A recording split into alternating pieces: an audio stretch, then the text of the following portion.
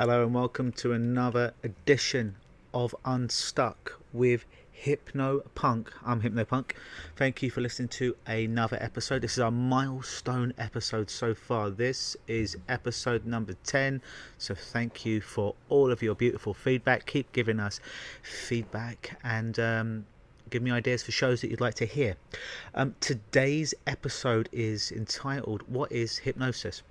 Now, some of you are listening to this because you know about hypnosis. You're hypnotherapists. You're listening to me. Some people are curious about hypnosis. Some people are listening to this because it's a transformational podcast that isn't just about hypnosis. It's about change, transformation in general. But today is my specialty. Today is the specialty of, indeed, hypnosis. So what is hypnosis? There's a lot of definitions of hypnosis out there, okay? And I always say to my clients that I used to spend the first 45 minutes of the very first session with a new client explaining what hypnosis was and explaining what hypnosis wasn't. And quite frankly, after about 45 minutes, their eyes started to glaze over like a glazed donut. And I don't know if that's because they were hypnotized or if that was because they were just bored. I still got results, but I wasn't quite sure. So now I like to just kind of explain what hypnosis is to my clients in one sentence, and then I go into practical applications. Basically, we just simply go into hypnotic phenomenon from there. And how I explain what hypnosis is something that I got from Jason Linett, actually, and it's very, very simple. What is hypnosis? Well, hypnosis is simple, one sentence: automatic response in spite of conscious awareness. Automatic response in spite of conscious awareness. Automatic response in spite of conscious awareness. Well, what does that mean? Well, it means something quite simple, that something is happening automatically. Something is happening automatically to you, to the person that's being hypnotized. Now they're aware that something's happening, i.e. if I'm doing magnetic fingers, if you've ever seen me do that, or another hypnotist where somebody will have their hands out in front of them, they'll separate their fingers about a centimeter or an inch apart, and the hypnotist will give the client or the person who wants to participate in hypnosis and in a suggestion that their fingers will come together like two powerful magnets, and the fingers come together. Now the person who's being hypnotized, if you will, they're aware of what's going on because their eyes are opening. They are looking at the gap between their fingers, yet something seemingly is happening automatically. Yes, on one hand they're totally aware because their eyes are open. They're not in a weird out-of-body experience, a weird out-of-body state, if you will. They're aware of something going on, yet something is seemingly happening involuntarily to their body, to their mind. So that's the best description and most unpretentious description I ever found of hypnosis, that in my model of the world makes sense, and in most people it's just a sense of involuntariness, that yes, I'm aware, yet my arm is raising all by itself. Yes, I'm aware that this guy is talking to me, yet my problem that was just an 8 is now a 1. Yes, I'm aware that these hypnotists said feel this, and suddenly now I'm falling backwards or to the side. Yes, I'm aware that something's going on, yet I'm seemingly not in control. Now, control is a whole nother podcast topic, probably we're going to have to cover at some point in the future, in the illusion of control. But hypnosis, automatic response in spite of conscious awareness, automatic things. Now, if you go back to the old days and old definitions of hypnosis, one that was bounded around for many, many years, still is now, was I believe it was accredited to Dave Ellman, and who said that hypnosis is the bypassing of the critical factor, which means that you've got this logical part of your mind in this metaphor that's responsible for facts, it's responsible for figures, it's responsible for logic. But as I tell my clients, if you could logic your way out of this problem, you wouldn't have called me, would you? Yeah, all of our emotions, all of our problems, all of our involuntariness, all the control of our body, the endocrine system, if you will, blood flow and the like, is located in the unconscious mind. Some people think, or like to call that, the subconscious mind. I use unconscious. It's all the same thing in my model of hypnosis and in my model of the world with people. So basically, we're bypassing that critical factor where, yeah, on one hand you're trying to take this all in because you're like, well, if I remember everything the hypnotist is saying, to make logical sense inside my head, so I can fit it in the box. I can fit it in a box inside my head that's marked hypnosis, because everything that we come in contact with in this world, every concept that is outside of us, we've got a concept of what it is inside of us. So oftentimes when people have a problem grasping the concept of hypnosis or in any form of communication, they listen, but they're not listening to listen. They're not actually listening to hear. They're actually listening to do one or two things. They listen to either say, oh, what that person says makes complete logical sense with my model of the world, I believe them, or to accept something, or they listen to reject an idea. Oh, what that person's saying doesn't make logical sense to me, so I am just going to reject it because it's different from what I already believe. And as I tell my clients when they come into my office, come in and listen to me like you're going to listen to good music. Stole that one from Jürgen Rasmussen. Listen to me like you listen to good music. Now, when you listen to good music, when you listen to your favourite good music, you're not listening to make that music right. You're not listening to make that music wrong. You're not there to analyse the music. Well, that chord was a bit wrong. That pitch was a bit high. That note was a bit short. No, you listen to it and you kind of just let it flow on you like a wave. You listen to good music, you just let it flow on you. You're not looking to analyse it, you're not looking to make it wrong, to make it right. You just let it bathe on you. And that's how I ask my clients to listen to me when they first come in through the door, to listen to me when it comes to hypnosis. Don't listen to it to put it in a box or not put it in a box. Just listen to it and absorb it like it's a rhythm. And that helps many clients interact with this thing called hypnosis. Also, how would I define hypnosis? Well, it's a sense of hypnosis for me is a sense of being rather than doing. Now, when you're aware that you're just doing something, oftentimes that brings in your conscious mind. You're very aware that you're doing it, and you might be doing it a bit consciously. Whereas for me, hypnosis is being. An example of this would be, I'll take an athlete, for example, like Tiger Woods. I'm sure you're all aware of Tiger Woods, potentially the greatest golfer of all time. I don't play golf. I don't watch golf. However, this is a good story. Now, Tiger Woods, I think from the young age of about 7 or 8, he started to play golf. His dad pushed him into it, if you will. And Tiger Woods' dad, actually, on a side note, hired a caddy for Tiger Woods as he started to progress and get better and better, and his caddy was actually a trained hypnotist, and his caddy stayed with him for many years, all through the time that Tiger Woods became a sensation. And funny as it may seem, coincidentally as it may seem, when Tiger Woods fired his caddy of about 20 or 30 years, I think around about that time, it's in his autobiography, so you can check this. That's when he started to have all the weird problems with his wife and the sex problems, and being stopped by the police, and those weird crazy mugshots that you saw around about the same time, which is an interesting side story.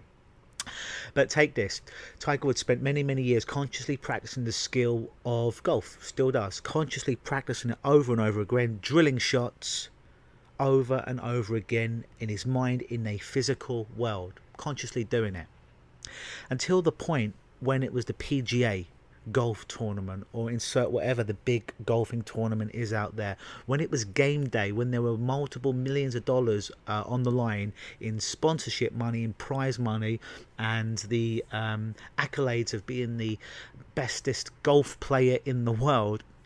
At that time, at that day, when it came to perform, he was no longer working consciously, because he drilled it over and over again, and if he didn't get it by that point, and he wasn't going to get it on that day, like many athletes will say, they go into that flow state where they've done all the training, and then it comes time to perform, and they perform and they win their tournament. You can use the same metaphor for an actor or a dancer. They practice and they practice and they practice like a ballerina until they get out on the big show night. And if they're inside their head trying to consciously do all the stuff they practice, they get inside their own head, and there's a disconnect with the audience, and you can feel it. There's a disconnect with their unconscious, if you will, and they don't perform so high. But they trust their unconscious mind because they've drilled it so many times. Their unconscious mind just takes over like that, and they go into a flow state where they're not thinking, they're not doing, they're simply being. They are the thing that they've practiced over and over again in that moment, however long that moment lasts, to complete that tournament, to win that prize or that performance, in that flow state where you're not a second in the future, not a minute in the past, you're right there and you're right present and you're performing at that high level. That's another form of hypnosis that I like to say, and most of us have experienced this in some form or fashion. Some of us might be professional athletes, professional dancers, actors, performers, yet sometimes you might have just been walking.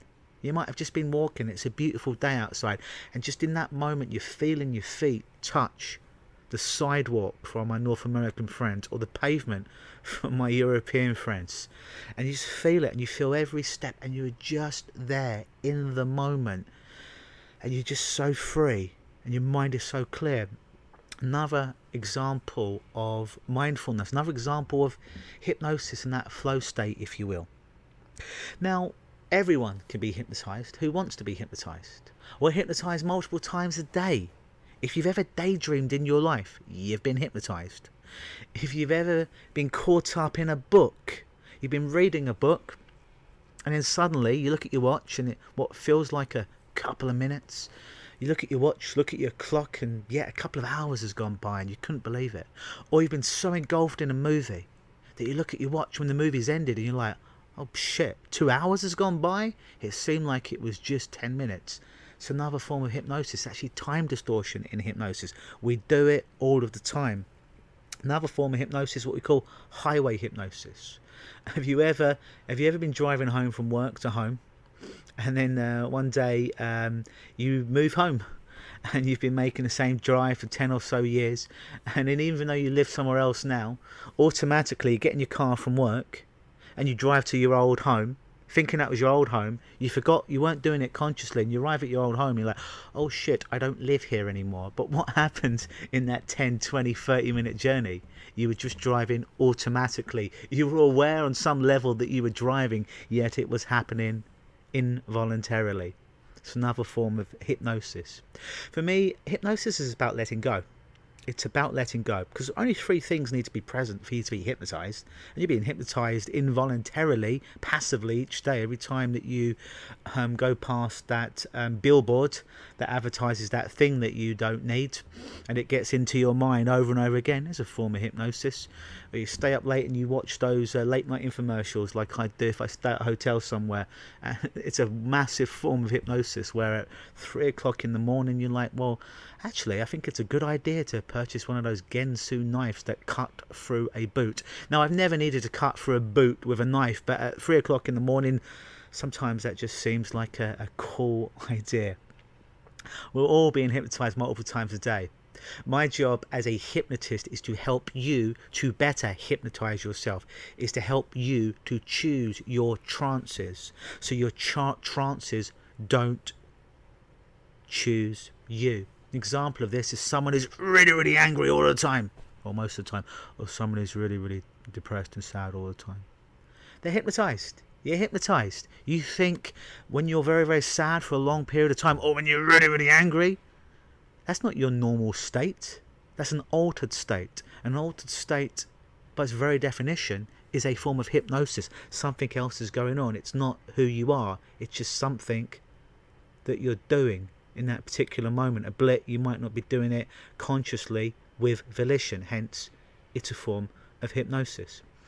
Everyone can be hypnotized because you hypnotize every single day. Anytime you're in a loop of thought, an obsessive compulsive thought that goes over and over again inside your head, it's a form of hypnosis, yet you don't think you have any control of it. And I'm here to tell you right now, you're right, and on another level, you're not right. But we'll get into that in the Control podcast when we eventually do that. For me, hypnosis is about letting go. For me, hypnosis is about simply letting go. Whereas when I get a lot of people into my office, all my metaphors point back to them letting go, not just mentally, but physically. Because in hypnosis, you do not need to try to do anything. You don't need to try to picture something, try to bring up that feeling, try to hear that. So no, you don't need to try and do anything. You just simply do it. It's the new normal. It's an automatic response. It's taking one automatic response of, whenever John looks at me this way, I get angry. It's taking that automatic response and changing it into, every time John looks at me, I feel neutral, or I feel loved, whatever it may be. It's about changing the automatic response that you normally have into a new automatic response. And the thing with hypnosis or any kind of change work, any quality type of change work is this. We have a neurological pathway, a way of doing something. Example is the smoker. They smoke. They get stressed, they smoke. It's that time at work, they got a 10-minute extra break, they smoke. They're happy, they smoke. They've just had amazing sex, they smoke. They've just finished dinner, they smoke. They've just had a glass of wine or beer or whiskey, and then they smoke. It's automatically linked to it. There is a neurological pathway. I get this trigger, I do this thing. There's only one path. What we help to do in hypnosis, one of my main job is to help to set up a new neurological pathway.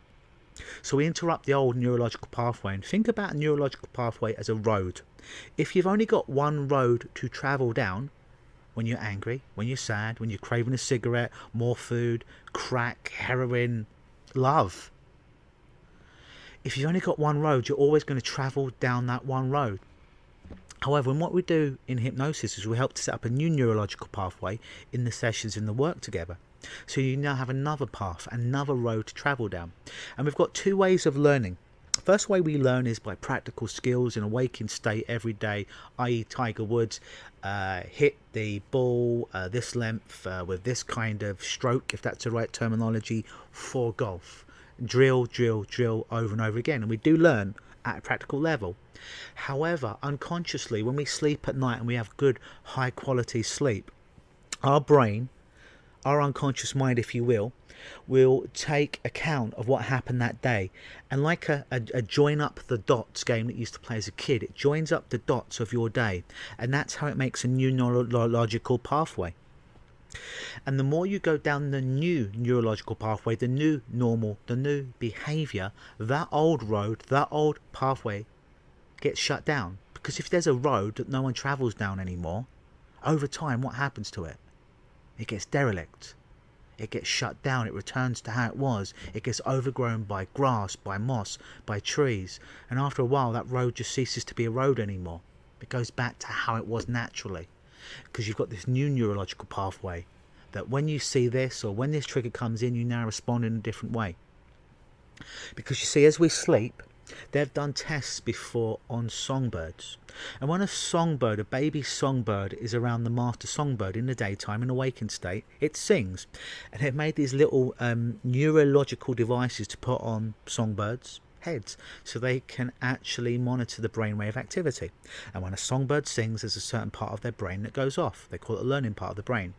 The interesting thing is this though, when the songbird sleeps, the same part of the brain that's responsible for learning is getting triggered off. So yes, you do need to learn stuff in a waking state, but also in a sleeping state, high quality sleep, the unconscious mind is working to join up those dots. Equally, both are important. To be hypnotized, we're already hypnotized, but to be very successful in hypnosis, we just need three things. You need to want to be there. You need to want to be hypnotized. You need to want it for yourself. You're not being pressured by someone else to quit smoking, to lose weight, to let go of your anger, your depression, your sadness, your trauma, your PTSD. You want to let go of it for yourself. And yeah, other people might benefit from it. And number three, you can follow simple instructions. Meaning if I say close your eyes, you're not there staring at me like a freaking lunatic. If I say uncross your legs, you're not like, why? Why are you asking me to uncross my legs? No, you just uncross your legs. You can follow simple instructions. As long as you can do that, you can be hypnotized and you can make profound changes in your life. So to summarize today's podcast, what is hypnosis? It's an automatic response in spite of conscious awareness.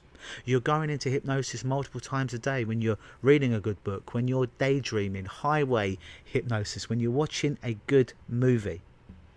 Old school definition would be bypassing the critical factor, bypassing your conscious mind, the analytical mind, and going straight into that involuntary mind, that unconscious mind.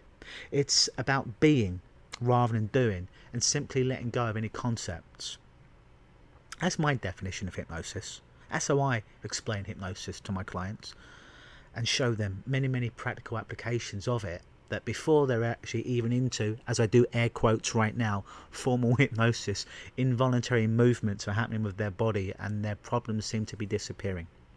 Thank you for listening to podcast number 10, What is Hypnosis?